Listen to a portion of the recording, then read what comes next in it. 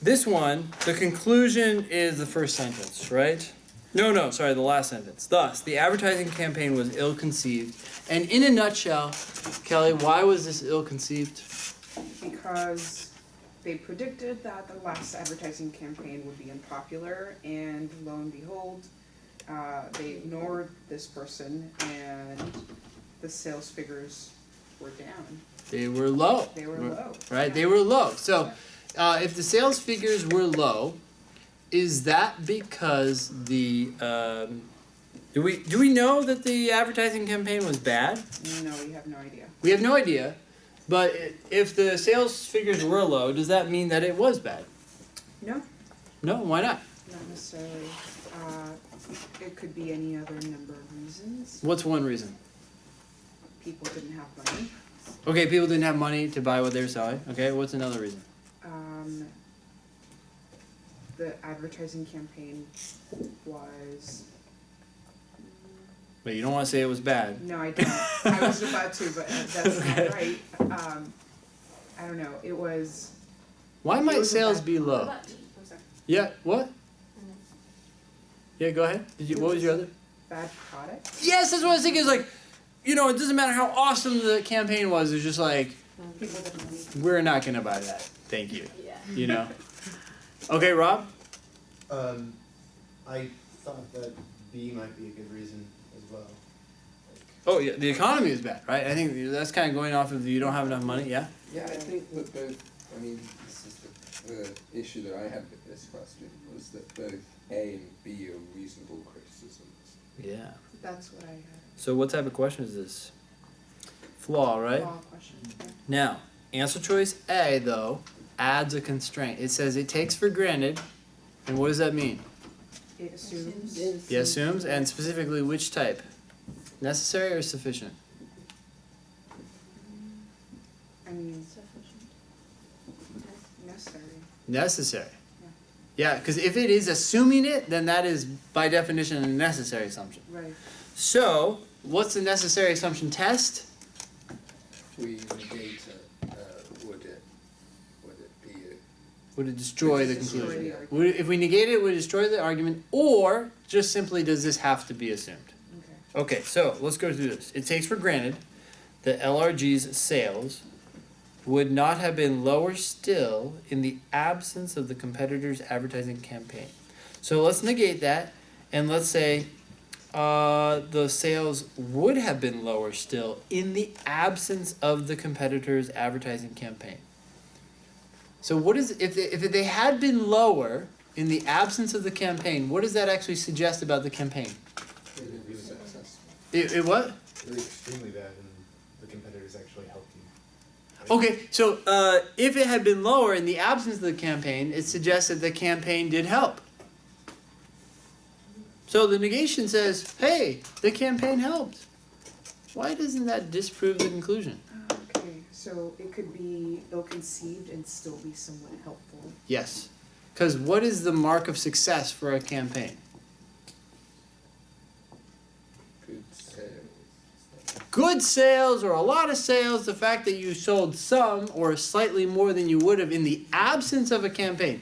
In the absence of a campaign, you could expect what, like 0 sales? No one knows about the product, and now you sell like 5 things, and now it's sold 10 things. Oh, wow. It could still be a horrible campaign. Right. I Yes? think that's like quite a big thing to assume about. big I thing? don't know about advertising or what the metrics of success are in advertising. So to Okay. say that an advertising campaign is only successful if the product is A big sale? yeah. It's, No, here's the thing though. Here's actually, I went too far. Because it says the sales would not have been lower still, right? So we're just talking about lower. So if they had been lower, how much lower are they? I don't know, they could have been 50% now, 100%. Or what? It could have been 0. Well, no, Sold what does over. lower mean? Oh, it could have been just one less. One less. They sold 10 items instead of 11. So this campaign helped them increase sales by 1. That's all this is saying. Does that destroy the conclusion? Again, I don't. Well, you go back to the I'm CEO. saying, I mean, most if you had an advertising campaign that boosted your sales by 10%, one. that would probably, but that's 10% that you've identified. Sure, That's sure, pretty good. okay. Well, fine. Let's make it. They sold 1,000 items, and with that campaign, they sold 1,001 items because it just has to be less than what it would have been. Sure.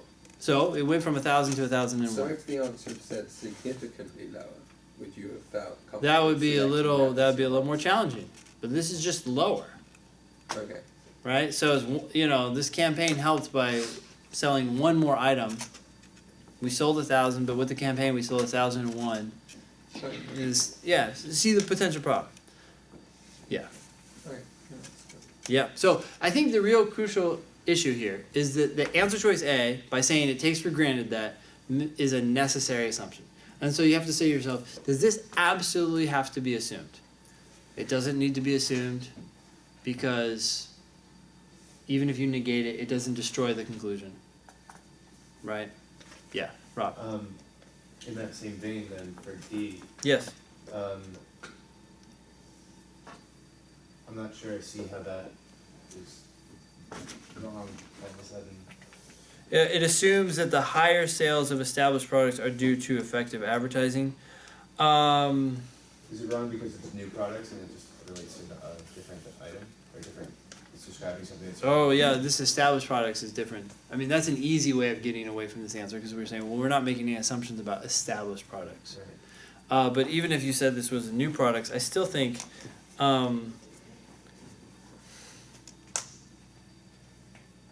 I mean, I feel like the fundamental problem is that these low sales could be explained by something else. So you'd still have to grapple with answer choice B, right? But aren't you saying in that one, the conclusion is the advertising campaign was ill-conceived, and that conclusion requires that you take for granted that effective advertising leads to higher sales? And that's Not to higher sales, to high sales, right? This said this is especially low, therefore it's ill-conceived. So this person must be thinking that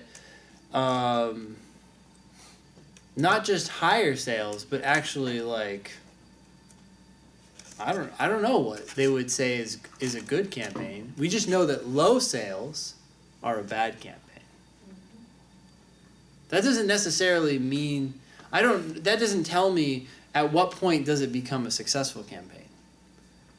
I just know that this person is assuming that if the sales are low, then the campaign was a failure.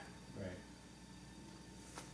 No, just something. I think that when I was processing through A and why I decided not to go for it in the end, because that like under a lot of the situations where A applied, it was because of B, right? So we're saying like, oh, well, why would the sales have been lower in the absence of the advertising campaign? You're coming to the conclusion that's because of economic factors, because like infertile economic situation or the product is bad, which is also an economic factor, and so I just wondered what you thought of that. I mean, sometimes that's the reason why the wrong answer is wrong, because it's ultimately assuming what the correct answer is saying. Yeah. But I feel like you can just say A is wrong outright because it's not a necessary assumption. Okay. Yeah. Like, I think you can stop there, too. Can I ask a question? Could E be considered? I chose B, but I mean, yeah, I chose B. Could E be considered? E is talking about the confusion between an if clause and a then clause, right? Because a condition necessary is a then clause, and a condition that ensures something is a sufficient condition, or an if clause. And we didn't have like an if-then statement here in which the person confused the if clause with the then clause. Yeah, but I'm saying, I guess okay, that's what I'm saying, because But- like I'm thinking yeah. in the aspect of like if advertising, if properly advertised or whatever, and it's Oh. not ill-conceived, then sales will be higher. Yes, but that was never said, right? So Right, we right. need like an if-then statement that was said, and then they treated one of those clauses as if they were sufficient even though they're actually necessary, or vice versa. So when you see answer choice E or an answer like answer choice E, you've got to see some sort of if-then relationship in the premises and some sort of mix-up. This is commonly put it into the answer choices, but it's only correct when you have that sort of if-then statement and a reversal of that if-then statement, a false contrapositive, basically. Okay. So you almost always see this flaw before you even get into the answers. Because you see something like, if A, then B. Oh, not A, therefore not B. That's a false contrapositive.